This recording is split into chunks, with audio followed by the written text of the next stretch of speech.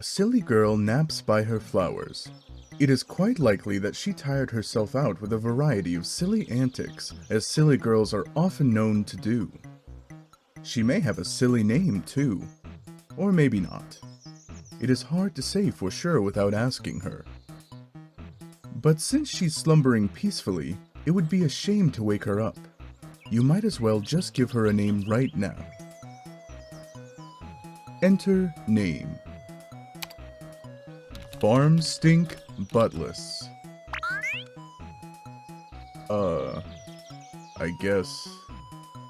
I guess her name is Farm Stink.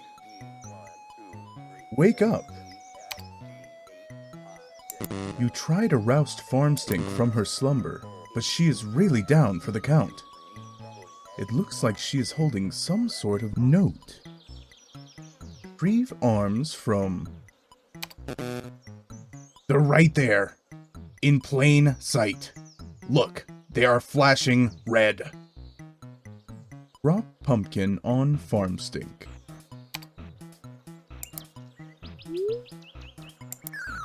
What pumpkin? You see no pumpkin, and frankly, it is hard to imagine there ever was a pumpkin, in plain sight or otherwise. Anyway, that would be a really terrible thing to do to poor sweet Farm Stink. Read note.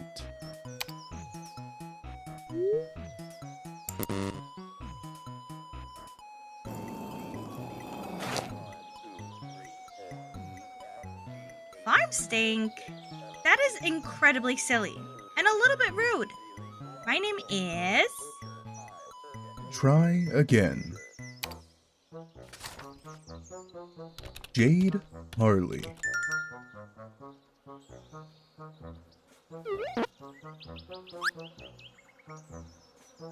Examine room. Your name is Jade. You have just woken from a restful nap, and as usual, you have no recollection of having fallen asleep. You have quite a number of interests. So many, in fact, you have trouble keeping track of them all, even with an assortment of colorful reminders on your fingers to help you sort out everything on your mind. Nevertheless, when you spend time in your garden, Atrium, the only thing on your mind is your deep passion for horticulture. What will you do? Jade, play a silly flute refrain.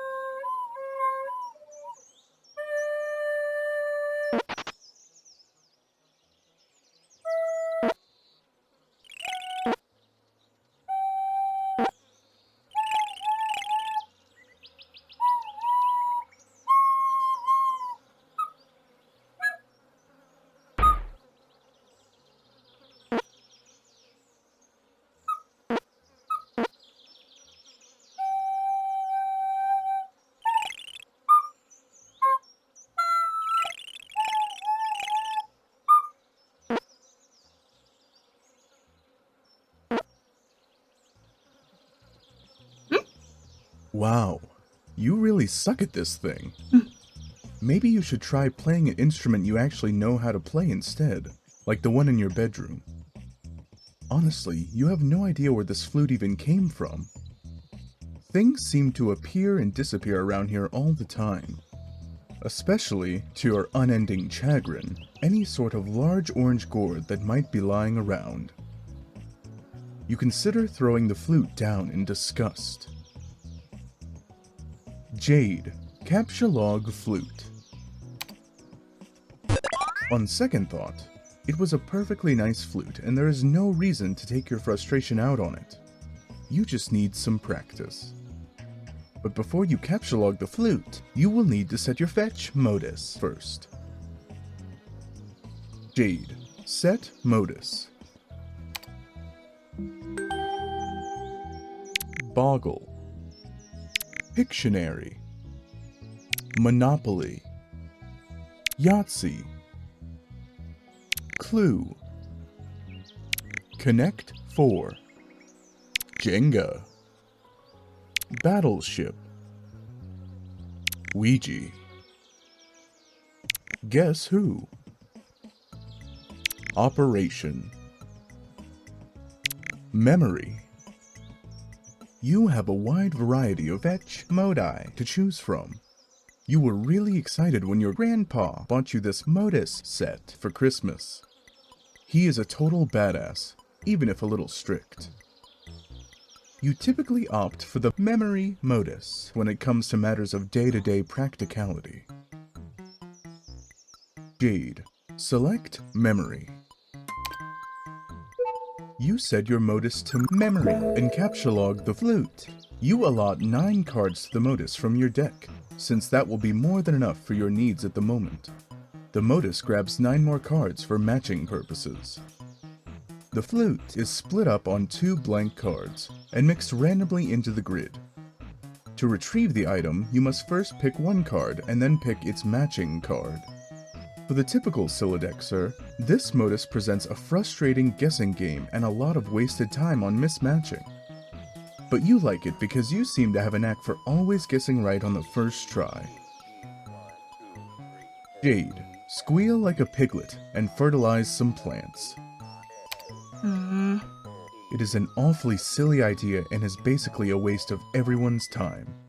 You will, predictably, disregard this thought and focus on more sensible objectives at once. Oh my god, this is so much fun.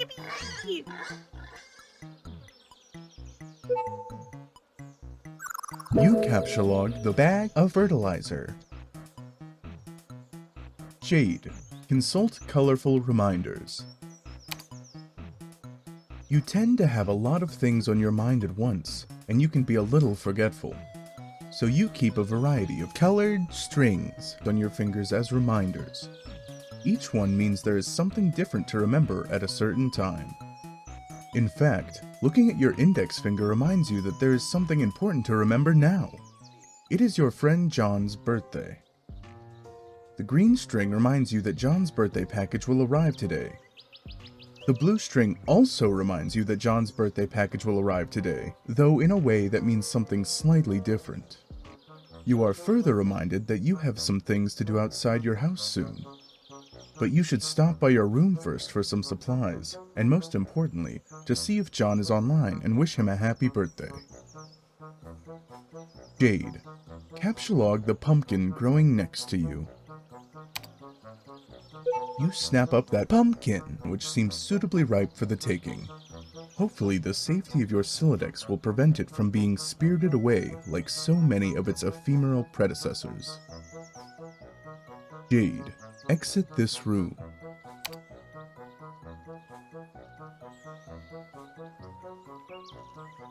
You make your way to the middle of the garden atrium, where a stairwell joins the 4 atrium wings. Upstairs is your grandfather's laboratory, as well as your bedroom. Jade, capture-log something. Your memory modus is hardly any fun without much stuff in it, so you decide to stock up on fresh produce to fill some more cards. You pick a juicy red crab apple. You go pick a nice-looking key lime. Then, a delicious mandarin orange. Those are your favorite. And finally, a ripe yellow Eureka lemon. Modus fun aside, you feel it is impossible to have too many fresh fruits and vegetables on hand.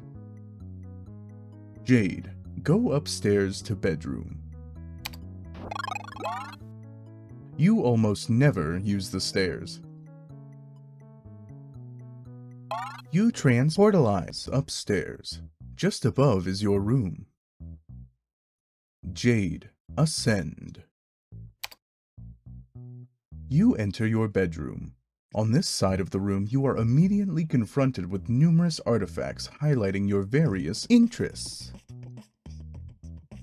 You are an avid follower of cartoon shows of considerable nostalgic appeal. You have a profound zeal for marvelous and fantastical fauna of an anthropomorphological persuasion. You have an uncanny knack for nuclear physics, and not infrequently can be found dabbling in rather advanced gadgetry. You enjoy sporadic fits of narcolepsy. Your love of gardening transcends the glass confines of your atrium, and you are at times prone to patterns of precognitive prognostication. You consider very briefly the question, what will you do?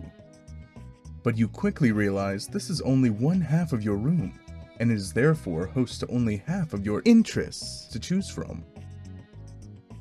Jade, explore the other half of your room. Over here, there are yet more articles of your aforementioned interests, and then some. Additional telltale signs of your enthusiasm for nostalgic television mingle with your assortment of game-hunting firearms. You are a skilled markswoman, though your crosshairs would never settle on an innocent creature, anthropomorphically persuaded or otherwise. Your work table is littered with equipment to facilitate your tinkering. For you, experimentation is not a particularly exact science, and you lean heavily on sharp intuition for consistently and eerily optimal results. Nevertheless, you have still not been able to get that broad, flat gizmo there to work, which is a design you have borrowed from one of your grandpa's more mysterious inventions. You are a great admirer of his, and you are not alone. Your grandfather is a world-renowned explorer, naturalist, treasure hunter, archaeologist, scientist, adventurer, big game hunter, billionaire extraordinaire. He has taught you everything you know. But in spite of all his lessons, it is still difficult to escape his stern lectures when you are on the way out of the house to run your errands. He spends most of his time in the grand foyer, stewing in his own intensity and charisma.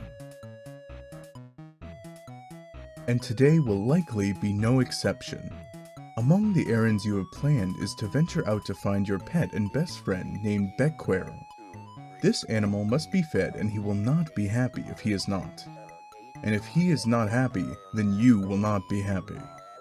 But first, you really should dig out your computer and say hi to John.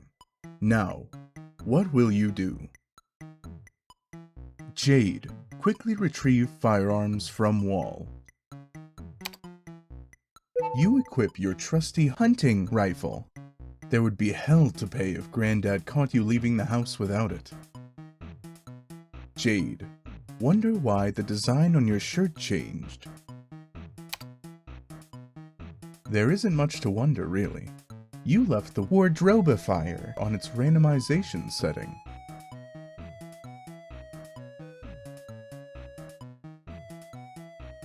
You may contemplate which shirt design you favor the most and commit to that setting in the near future. Jade, captchalogue nearest Squiddle's doll and hug it. Just before you can grab one, the powerful electromagnets concealed in their underbellies become activated, and two of them get all tangled up with each other playfully. You captchalogue the Tangle Buddies. Jade, lose interest in fauna and never speak of it again. Oh, but you could never do that. What marvelous creatures they are. What a daring dream to combine the finest qualities of humanity with the elegance and nobility of the animal kingdom. How you wish you could know their world. To hear one night those muted paw pads trapeze up your stairs. A low but friendly growl unsettles your slumber, and as the sopper seeps from your eyes, they detect a sharp pair of ears cutting moonlight. A mysterious wolven tongue invites. Wouldn't these ears suit you? Would not this proud long snout assist you in the hunt? No need to answer. Words slough from the busy mind like a useless dead membrane as a more visceral sapience takes over. Something simpler is in charge now, a force untouched by the concerns and burdens of the upright, that farcical yoke the bipedal toe. It now drives you through the midnight brush, your paws whisking through creepers, unearthing with each bold stomp bright odors demanding investigation. But not for long, as you and your new friend must claim the night with piercing howls moonward. You eat a weird bug, and don't even care. Jade, pick up your toys. Speaking of which, you pick up and admire one of your manthro chaps. They are wonderful friends and are always cheerful and pleasant fellows. Why, dear Mr. Coxcomb, however will you be received at the Barnyard Gala without the trappings of a proper gentleman?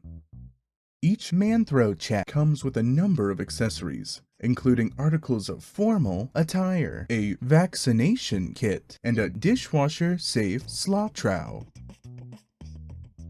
Jade, organize all your dolls.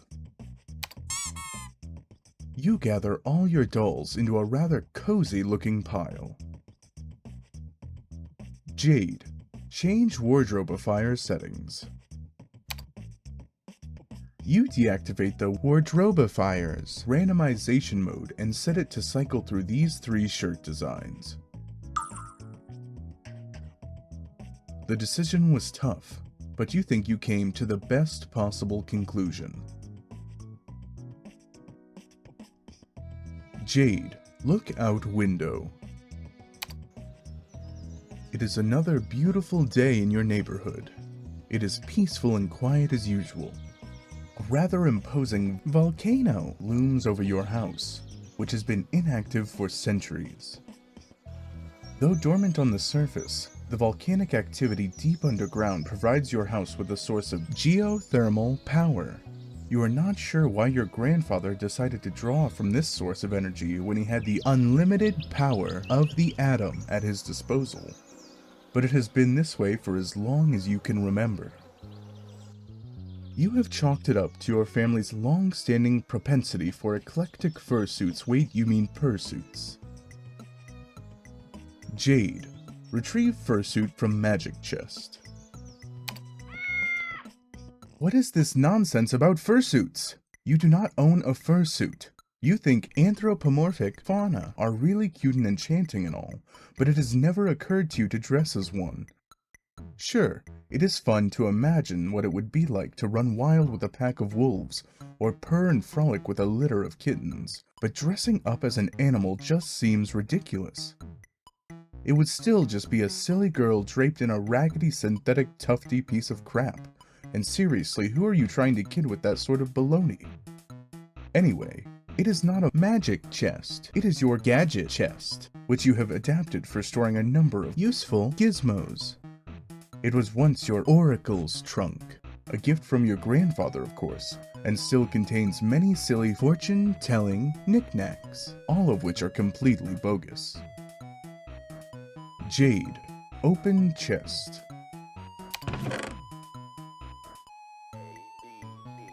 Among the fortune-telling knickknacks are these items: a crystal ball plus compulsory velvet pillow, a tarot deck, a magic 8-ball, a magic cue ball, and one of your favorite books of all time, Problem Soothe.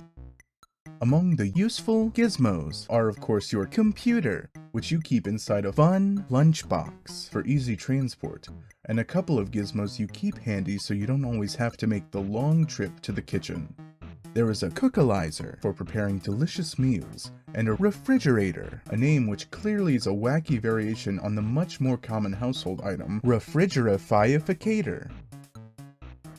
Jade, examine magic 8-ball and magic cue ball. These things are stupid and useless. When the magic 8-ball isn't being frustratingly ambiguous, its forecast is always wrong. You have tested it numerous times with certain facts you know to be true. This is its reply when you ask if it is your friend John's birthday today. See? Stupid. You guess maybe it could be used as a reverse prediction device and always trust the opposite of what it says. But that seems dumb to you. And anyway, the thing gives you a bad vibe. You might consider smashing it, but you are a little superstitious about whatever ominous consequences that might have, even if the occult talisman in question is a cheap piece of garbage. The magic cue ball, on the other hand, is said to make predictions with alarming precision and specificity. Unfortunately, it lacks a portal on its surface that allows you to view the prediction. You put both of these pieces of junk back in the box. Jade, capture log refrigerator. You take the refrigerator. You might as well grab the cookalizer, too. No portable kitchen is complete without it. You take your lunch top, too, because obviously you're going to be using that pretty soon. Whoops, there goes your flute, but who cares? Jade, feed your friend.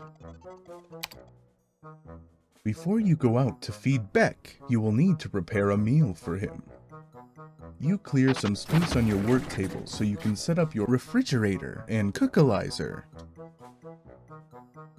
Just for fun, Jade allows you to take a stab at matching the cards to use the gizmos. It doesn't present much of a challenge for her, so she figures she might as well step aside while providing a few generous hints. No, no. Warmer, warmer, cooler, cooler, cold, warmer, yes, no, cold, ice cold, warmer, warmer. You have selected the key lime. Way to go. Try again. Hot. Wait. No. Cold. Really cold. Frozen fucking tundra. Take another crack at this. Congratulations. You advance your matching skill to the new level, Yukon Hero, Legacy of the Frostbite Amputee. Jade is beginning to regret breaking the fourth wall for this ill-advised escapade. Okay, one more time.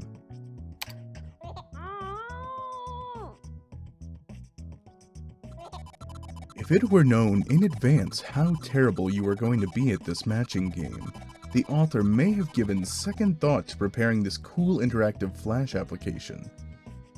Look at all these fruits on the loose. Good luck trying to settle them down. You just deploy the gadgets yourself. Jade, stick fruits in the refrigerator to keep them fresh. These fruits are unlikely to become less impotent anytime soon regardless of where they are stored, but you stick them in anyway. You take a look at the refrigerator's rotary interface. You wonder what he is in the mood for today. Jade, press the steak button. Okay, well, it's a rotary dial, so there are no buttons to press, but whatever, that doesn't really matter. You dial up a thick T-bone steak, which you are sure Becquerel is in the mood for because he is in the mood for steak every day and is never in the mood for anything else. But he does like his steak well cooked. Jade, lightly irradiate steak. He does prefer his steak rare after all. But you will not dignify the thought of turning the knob much further, because you are not stupid. You capsulog the irradiated steak and save it for your trip outside. You probably shouldn't waste much more time. You wouldn't want all those nice depleted steak isotopes to settle down. Jade, examine the atomic base by your bed. You wouldn't exactly call it an atomic base, but it is heavily customized to accommodate a high level of musical virtuosity. The perfect instrument for the eclectically spirited. You've tuned the strings way down, of course, because your stumpy arms can reach the low notes. You switch your eclectic bass to its advanced setting, but you promptly switch it back, since obviously it's too complicated to play it in person like this. The default setting is your preferred mode for casual jamming. And since you can't possibly waste enough time playing music, casually jam is exactly what you're gonna do. Jade. Play a hauntingly relaxing bass line.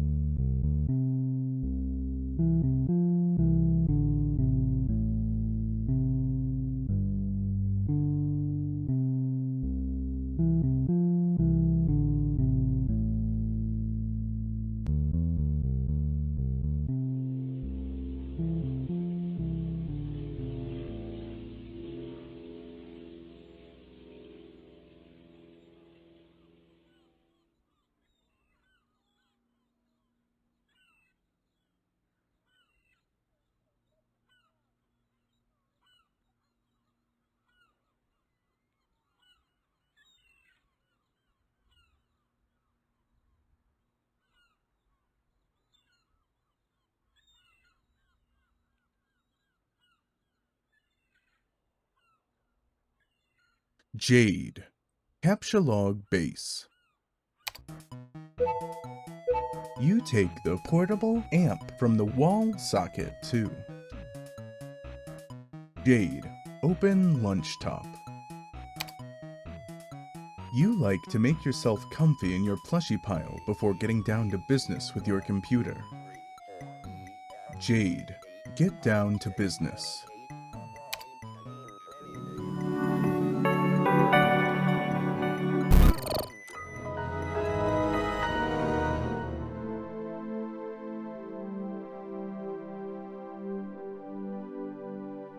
Jade. Activate Pester Chum.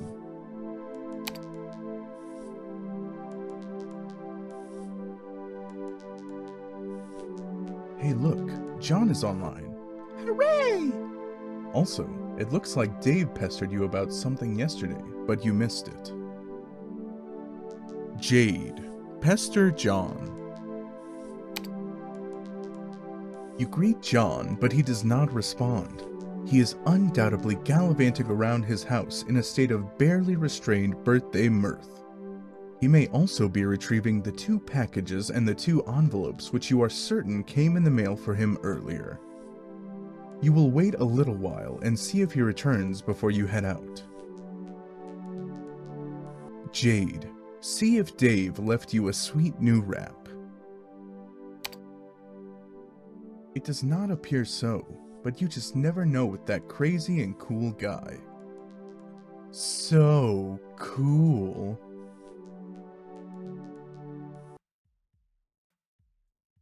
Turn Tech Godhead, TG, began pestering Garden Gnostic, GG, at 2009-04-12, 2314. Hey. Oh. You're asleep again, aren't you? Or do you even know if you are? I still don't know how that works. It's like nothing means anything. It's so cool getting hella chumped by your coquettish damn riddles all the time. I don't know why I believe anything you say. I'm like the Grand Marshal of gross chumpage, waving around my fat chump doctor baton. Assistant Director of Chumpography. Celebrated author Ernest Chumpingway. Wait, weak. Chumplestiltskin. Chumple dipshit. Yeah. You're asleep, YN? ASL? S equals species. Baboon? Kangaroo rat? If kangaroo rat, yiff twice, please. Okay, Well, you're not saying anything, so I guess whether you're non-awake or unasleep or whatever, you're just not around and I'm wasting good material. Even worse, I'm wasting a killer persona here. Like, I don't know, like a wide open V-shaped leotard and a fuck ton of body paint. Some like Cineway back arching Cirque du Soleil looking motherfucker. Always low to the ground, getting a good prowl on. Like I dropped my keys in the dark. Nimblest son of a bitch who had the gumption to glue a nasty pair of latex cat lips to his face. For a reason, that wasn't a joke. Jade. Hey. Where are you? Seriously, I'm sitting here tonight with a fucking bag of kibble jacked open on my lap and primed for a goddamn bear. And you're gone. By the way, my name is Aquere per Musk. Hardest buttock in the jungle. Tempered steel. Hey, yeah. Just wanted to give you this remix I finished. Here. Turn Tech Godhead. TG. Sent Garden Gnostic. GG. File. exploreremix.mp3. So, yeah. You don't have to respond to any of that, by the way. I'll probably forget half the shit I said anyway. Talk to you tomorrow. Jade. Open fresh jams. You open the Fresh Jams media player and add Dave's remix to the playlist.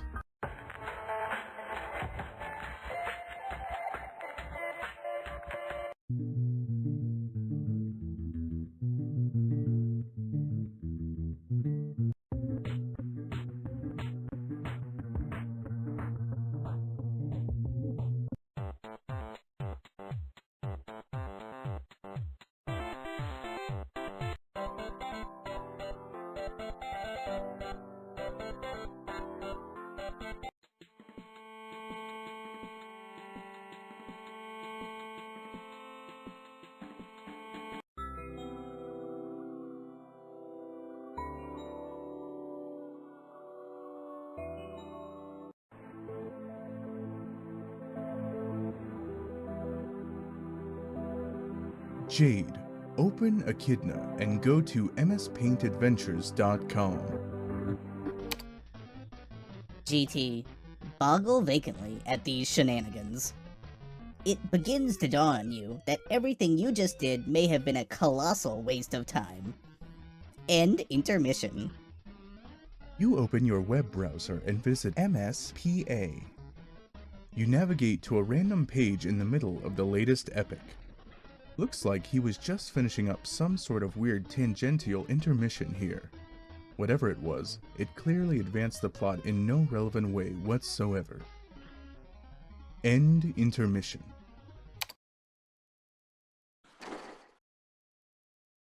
Midnight Crew, Act 1031.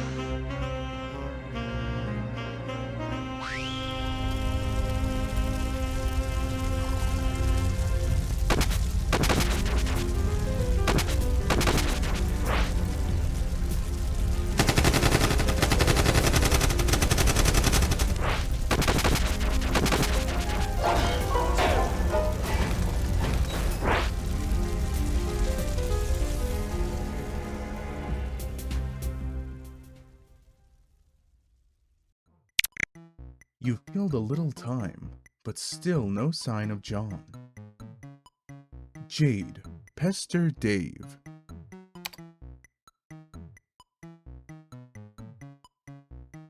Garden Gnostic, GG, began pestering Turn Tech Godhead, TG. at 2009-04-13-1236. It seems we've seen this before. Dave Strife.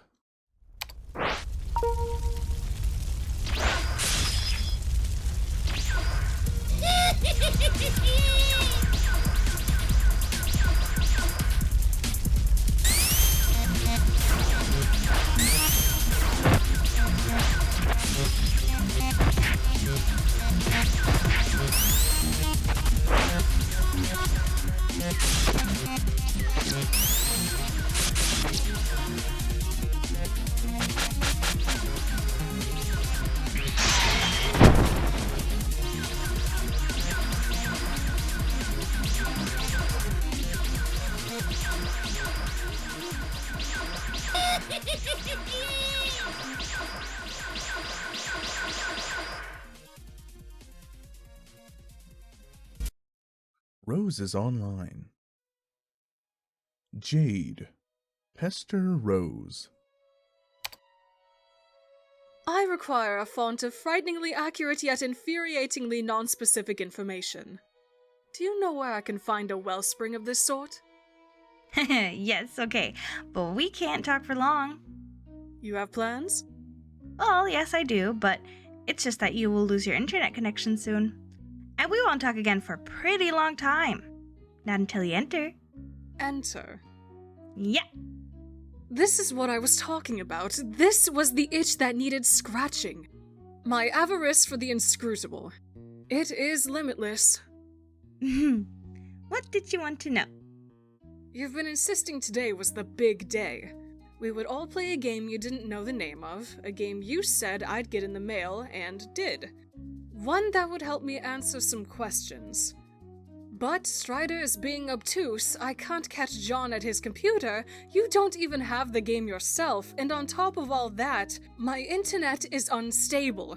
So are you sure today is the day?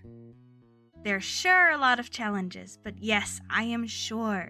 Dave is cool. You know he will come around when the time is right. He just has a lot of work to do first. And so do you. You'll need to keep searching for a stable signal and power source. It'll be hard, but don't give up. And don't worry about me either. Focus on playing with John first. It all starts with you two. Is there nothing else you can say to prepare me for this? I'm sure you think little of blithely upsetting dark forces with Grandpa Moreau over there on Hell Murder Island, but honestly, I've only read a few books on it. Dark? That's ridiculous. I don't really know what to tell you other than it's not going to be what you think it is. And most importantly, you will have your questions answered, but they will be the ones you haven't thought to ask yet. Just be patient and be brave and you'll see. It'll be fun! Uh-oh. Looks like you've got to go. Take care, Rose. Chee. Pentacle Therapist, TT, ceased pestering Garden Gnostic, GG, at 12:54. Jade, be the other girl. You are now the other girl several hours in the future. It appears a secret passage in the mausoleum has been opened. It's getting awfully toasty in here. You gather up your belongings, including your dead cat. Rose, descend.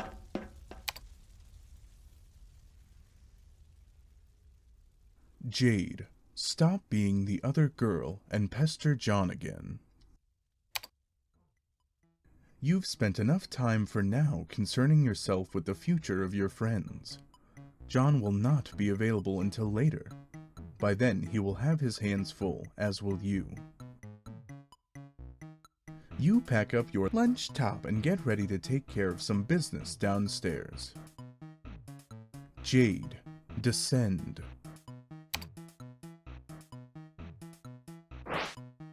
Try as you might, you can't stop your mind from drifting to the fate of your friends. You dwell on a particular configuration of reminders on your finger.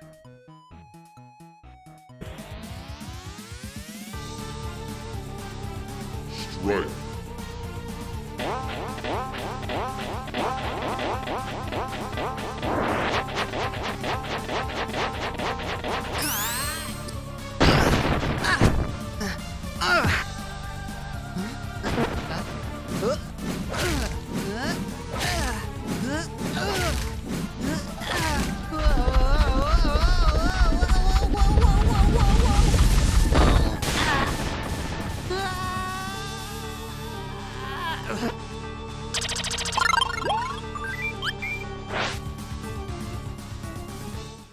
also in the future.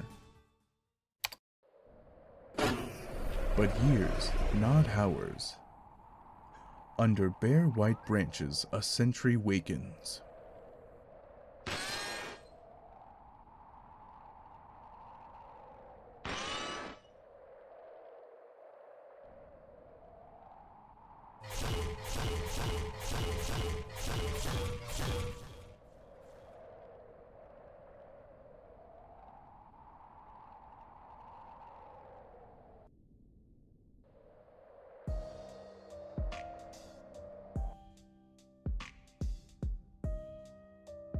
Some stuff about captcha codes and punch card alchemy. Is anyone actually reading any of this? Or are they all dead? I don't know if anyone besides us is even alive and playing the game, or if anybody really cares what we have to say. Rose said I should add some stuff to this FAQ if anything occurred to me, so I guess I'm doing that. I figured at the very least it would be good reference for just us to use. But Dave probably won't read any of this because he's sort of this whopping stupid horse butt. Whatever. I finally figured out what these weird codes on the back of captcha cards are for. Well, maybe not what they're always for, but a way that Suburb has exploited them for an in-game purpose? Every captured item stamps the card with a unique code, and a gizmo in Suburb called the Punch Design X punch a unique pattern of holes in a card, which is derived from that code. The punched card can then be used with other gizmos to duplicate the item and or combine it with another item. I got to thinking about this, and with my amazing hacker skills, I noticed a trend. The whole pattern is based on a fairly simple cipher, converting the captcha code to binary, and then the binary pattern is punched, where 1 is a punched hole and 0 is an unpunched slot. So, here's the table just to be clear.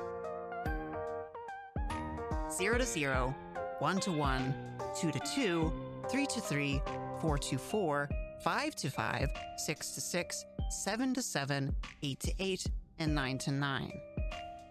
Capital A is 10, B is 11, C is 12, all the way through to capital Z being 35. Lowercase a is 36, B is 37, C is 38, all the way through to lowercase z being 61. There are a couple oddball characters, exclamation point and question mark, at the end to bring it up to 63. 0 through 63 equals 64 total, i.e. 6 bits. Because the binary representation of the captcha code characters are 6 bits each, which have a range of 0 to 63. So for instance, the captcha code for the hammer is lowercase n, capital Z, 7, capital U, lowercase n, 6, capital B, capital I. Look up the index for lowercase n first, which is 49. The binary of 49 is 110001.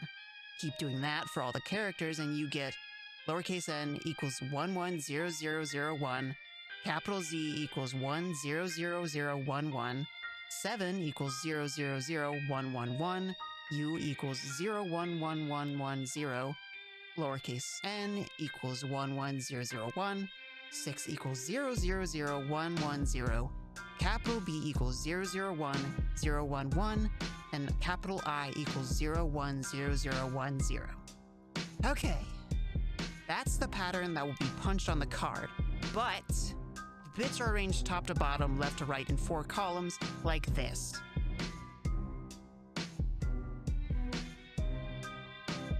For a punched card like this.